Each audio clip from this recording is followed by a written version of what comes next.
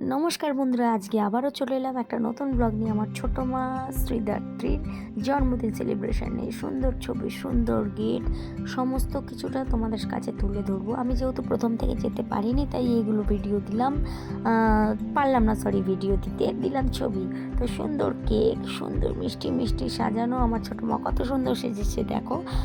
খুব মজা করেছি আমরা সারাদিন সবাই মিলে, হই হুল্লোড়। কেক কাটিংয়ের সময় আমি ছিলাম না, তাই সেইটা ভিডিওটা আমি অন্যজনের থেকে নিয়ে পোস্ট করে দিয়েছি। সবাই মিলে কেক কাটাকাটি খুব মজা করেছে সেই মুহূর্তে, সবাই ছিল, সবাই আনন্দ করেছে সারাদিন। আবার আমরা এখান থেকে অনুষ্ঠান শেষ করে এই হল থেকে মামার বাড়ি গিয়েছি, সেখানে সারাদিন আড্ডা হয়েছে, গসিপ হয়েছে অনেক দিন পর।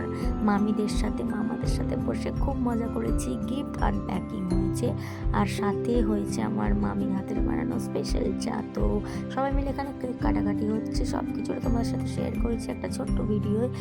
প্লিজ একটু তোমরা সময় নিয়ে দেখো। এই চলে এলো আমাদের খাবারের পর্ব।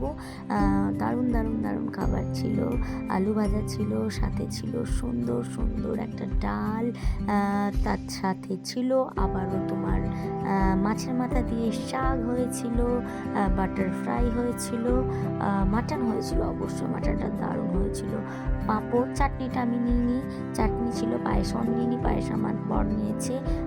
দারুণ টেস্ট ছিল গোলাপ জামুনের, লাস্ট পাতে পান আর আইসক্রিম তো আছেই। তারপরে খাওয়া দাওয়ার পর আমাদের পাতের অবস্থা দেখলে এবার সবাই বসে আমরা ল্যাদ খাচ্ছি রীতিমতো, আর পান খাচ্ছি আমি। তো এবারে আমরা হল থেকে মামার বাড়ি যাচ্ছি। দেখো আমার বড় মামা গদার মতো বেলুনের গদা নিয়ে যাচ্ছে, আর দেখালাম সেটাও তোমাদের কাছে।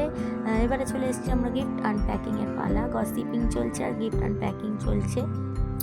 সবাই মিলে মজা করছি, হই হই করছি, দেখছি, নানান রকম আলোচনা করছি সো কল। আর সব শেষে সাথে ছিল আমার ওয়ান অ্যান্ড অনলি ছোটো মামির হাতে বানানো স্পেশাল হাজমোলা লেখা টি।